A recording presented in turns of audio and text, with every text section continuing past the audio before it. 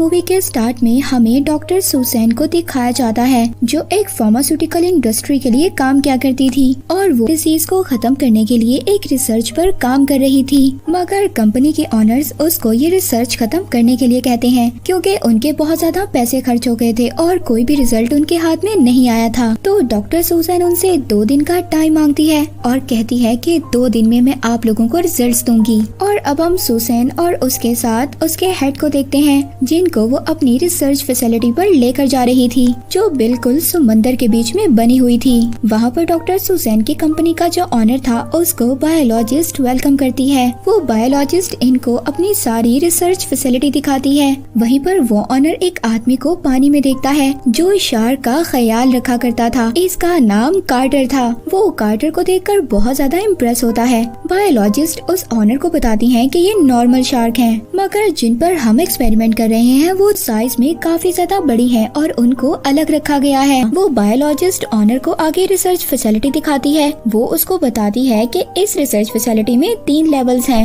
Level 1 पर group members रहते हैं, जबकि लेवल 2 पर लैब और शार्क्स हैं और लेवल 3 पर पूरी एयरलॉक फैसिलिटी बनाई गई है जहाँ पर हम उन शार्क को लाकर उन पर एक्सपेरिमेंट करते हैं। अब यहाँ पर हमें पता चलता है डॉक्टर सुसैन जो डिसीज पर रिसर्च कर रही थी वो दरअसल शार्क के माइंड में एक प्रोटीन था, क्योंकि शार्क अगर बूढ़ी भी हो जाती हैं तो ना तो उनको आईसाइट की प्रॉब्लम होती है और ना ही वो वीक होती हैं। इसके बाद लेवल 1 पर हमें कुक दिखाया जाता है जो वहाँ पर सब लोगों के लिए डिनर तैयार कर रहा था। अब जब रात को कार्टर शार्क को खाना देने के लिए जाता है तो वो देखता है जो 2 बड़ी शार्क थी वो एक छोटी शार्क को खा रही थी। कार्टर फौरन से जाकर डॉक्टर सुसैन को बताता है और कहता है कि हमें थोड़ा सा और वेट करना चाहिए इस एक्सपेरिमेंट के लिए, मगर डॉक्टर सुसैन कार्टर की कोई भी बात नहीं सुनती। वो कहती है कि अगर हमने कल ये एक्सपेरिमेंट ना किया तो हमें ये पूरी रिसर्च फैसिलिटी बंद करनी होगी और इसके अलावा हमारे पास कोई दूसरा ऑप्शन नहीं है। अब जो कंट्रोलर रूम की हेड थी वो ये देखती है कि आज मौसम खराब रहेगा और तूफान आने के भी चांसेस हैं। शाम होते ही ये लोग लेवल 3 पर टेस्ट करने की तैयारी स्टार्ट करते हैं।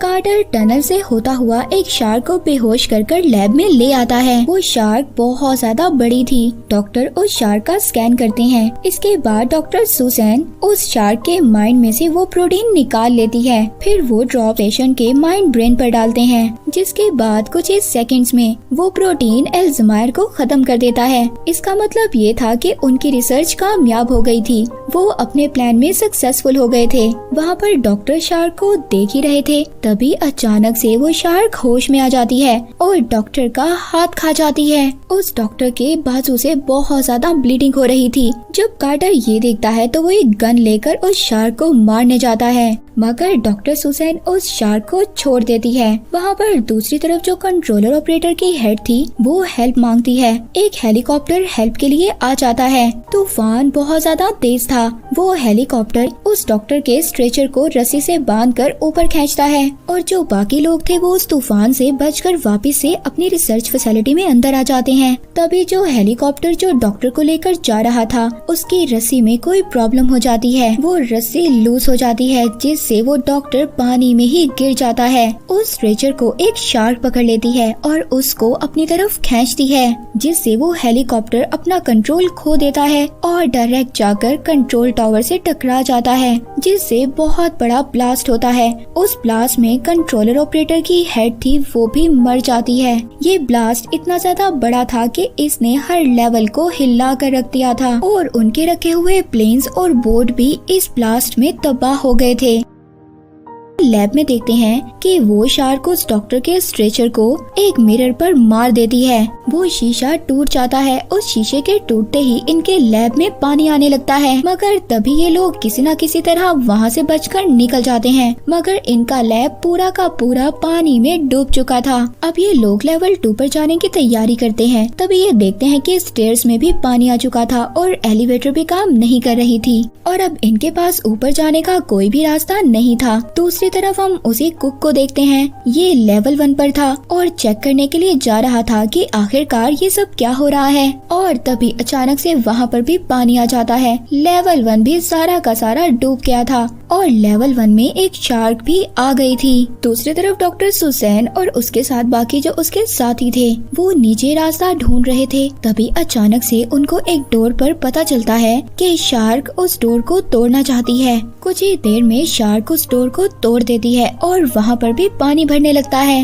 मगर ये लोग एक सेफ जगह पर पहुँच जाते हैं। अब ऑनर को ये सब कुछ समझ नहीं आ रहा था कि शार्क ऐसा कैसे कर सकती है और न ही कार्टर इन सब के बारे में जानता था जो शार्क का ख्याल रखा करता था। तभी वो ऑनर सुसन से कहता है कि मुझे सच सच बताओ, आखिर शार्क ऐसा क्यों कर रही है? तुमने अपने एक्सपेरिमेंट में क्या कुछ किया है? तो यहाँ पर सुसन ये रिवील करती है कि शार्क का माइंड इतना बड़ा नहीं होता, तो उसमें से इतना ज्यादा प्रोटीन निकालना इतना आसान नहीं था। तो इस वजह से डॉक्टर सुसन ने और दूसरे डॉक्टर ने मिलकर इलीगल तौर पर उसके माइंड को जेनेटिक इंजीनियरिंग से बड़ा किया ताकि ये हमें ज्यादा प्रोटीन प्रोवाइड कर सके, और यही वजह है कि ये शार्क ज्यादा स्मार्ट हो गई है। तभी दूसरी तरफ लेवल 1 पर हम उसी कुक को देखते हैं जिसको अचानक से शार्क नजर आती है। वो शार्क उसके पीछे आ रही थी।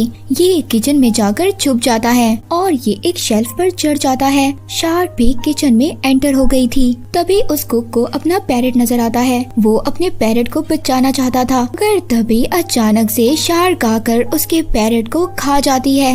ये देखकर वो कुक बहुत ज्यादा डर गया था और नीचे गिर जाता है। शार्क दोबारा से उस कुक के पीछे आती है, मगर वो कुक इस बार ओवन में छुप जाता है। शार्क जब उसको खाने वाली थी तभी वहाँ पर ओवन की गैस ऑन हो जाती है। वो कुक अपने आप को बचाने के लिए ऊपर का दरवाजा तोड़ता है और बाहर आ जाता है और वहाँ से वो दूर चला जाता है। वो अपने पास रखे हुए लाइटर को उस ओवन पर फेंक देता है, जिससे वहाँ पर एक ब्लास्ट होता है और वो शार्क के टुकड़े टुकड़े हो जाते हैं। वहीं पर दूसरी तरफ कार्टर और बाकी सब लोग वो सबमरीन रूम की तरफ आते हैं, मगर तभी वो आकर देखते हैं कि सबमरीन भी टूट चुकी थी ब्लास्ट होने की वजह से। यहाँ पर ये सभी लोग बहुत ज्यादा डर गए थे। तभी वहाँ पर जो इंजीनियर था वो डॉक्टर सुसन से लड़ने लगता है क्योंकि वो बहुत ज्यादा डरा हुआ था। तो ऑनर उन्हें कहते हैं कि तुम्हें लड़ना नहीं चाहिए, बल्कि तुम्हें टीम की तरह वर्क करना होगा, क्योंकि यही रास्ता है, हम सब यहाँ से बचकर जा सकते हैं। इससे पहले वो ऑनर अपनी बात खत्म करता तभी पीछे से पूल से शार्क निकल कर आती है और दोनों शार्क मिलकर उस ऑनर को खा जाती हैं। ये सब लोग बहुत ज्यादा डर गए थे। तभी ये लेडर से बाहर निकलने लगते हैं। उसका हवा का प्रेशर इतना ज्यादा तेज था, पूल का पानी उस रूम में भरने लगता है। कार्टर और वो इंजीनियर दोनों मिलकर अब उस रूम को बंद कर देते हैं और फिर ये आगे लेवल 1 की तरफ जाने लगते हैं। पर वहाँ पर भी शार्क आ जाती है। वो डोर को तोड़ देती है और उनका पीछा करती है। कार्टर को एक आइडिया आता है। वो लेवल 2 का दरवाजा खोलने जाता है ताकि सारा पानी लेवल 2 के अंदर चला जाए और उन लोगों को ऊपर जाने का टाइम मिल जाए। अब ये लोग एक लेडर सीढ़ी के जरिए ऊपर चढ़ रहे होते हैं। तभी वो सीढ़ी टूट जाती है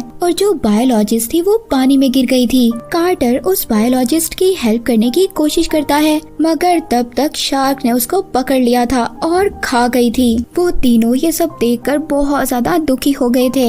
ये तीनों अब बीच में ही फंस चुके थे क्योंकि लेवल 1 का डोर बहुत ज्यादा ऊंचा था और इनकी सीढ़ी भी टूट चुकी थी। तभी वहाँ पर वो कुक आ जाता है। वो इन तीनों को वहाँ से निकाल लेता है। इसके बाद यहाँ पर कार्टर सबको बताता है कि हम सरफेस से 60 फीट नीचे हैं। अगर हम इमरजेंसी पंप को ऑन कर देते हैं तो स्टेयर्स का जो पानी है वो वापस चला जाएगा। कार्टर अपने साथ इंजीनियर को लेकर पंप ऑन करने के लिए जाता है। वो इंजीनियर पंप ऑन कर देता है, मगर जैसे ही वो पंप ऑन करता है एक शार्क आकर उसको खा जाती है, उसके 2 टुकड़े कर देती है। कार्टर वहाँ पर बहुत ज्यादा डर गया था। अब इससे पहले वो दूसरे रास्ते से वापस जाता, वो एक और दरवाजा खोलता है और उस दरवाजे से बाहर आ जाता है।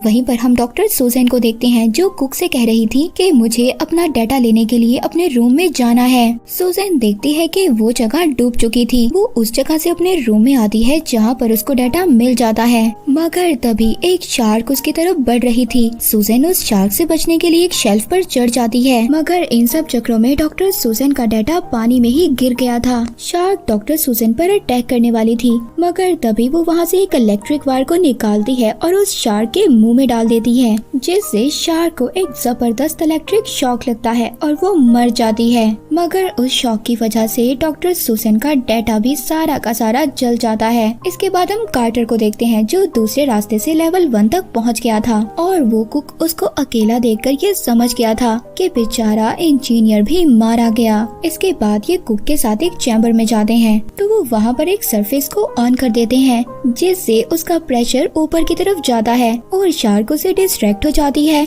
ये लोग भी ऊपर की तरफ आ गए थे मगर जैसे ही ये लोग ऊपर की तरफ आते हैं तो शार्क उस कुक का पाँव पकड़ लेती है मगर वो कुक हार नहीं मानता। वो शार्क की आंख में अपने लॉकेट से अटैक करता है और शार्क उसको छोड़ देती है। कार्टर जैसे ही उस कुक को पानी के ऊपर देखता है तो जल्दी से वो उसको बचाकर वापस ले आता है। सुसैन उसको फौरन से फर्स्ट एड देती है। पूरी की पूरी फैसिलिटी पानी में डूब रही थी। कार्टर कहता है कि मैं समझ चुका हूँ कि ऐसा क्यों हो रहा है। शार्क अब फेंसिंग एरिया से बाहर जाना चाहती है। यहाँ पर सुसैन को भी अपनी गलती का अंदाजा हो गया था और वो अब कार्टर से कहती है कि इस शार्क को मार दो। वो जब देखते हैं तो शार्क फेंसिंग एरिया को तोड़ रही थी तो कार्टर वहाँ पर जल्दी से अपनी गन लाता है और अपनी गन में डायनामिक पाउडर भर देता है। तो वो कहता है कि जैसे ही वो शार्क को अटैक करेगा तो तुम इस वायर को बैटरी से अटैच कर देना जिससे कि वहाँ पर ब्लास्ट होगा और शार्क मर जाएगी। कार्टर उस शार्क को शूट करने के लिए जाता है मगर वो शार्क बहुत ज्यादा दूर थी और शार्क उस केज को तकरीबन तोड़ चुकी थी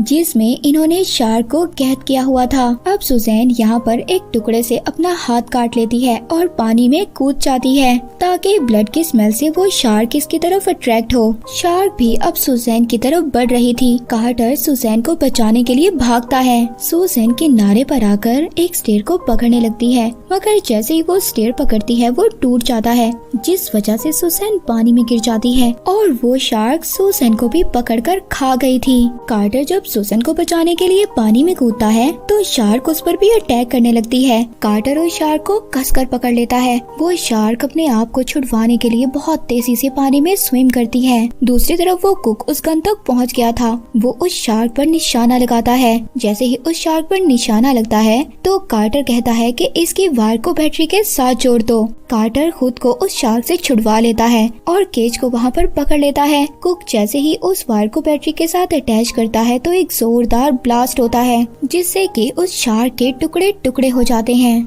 और कुक ये देखकर खुश हो गया था कि कार्टर जिंदा है। कार्टर उस कुक के पास पहुँच जाता है और दोनों रेस्ट करने लगते हैं। मूवी यहीं पर एंड हो जाती है।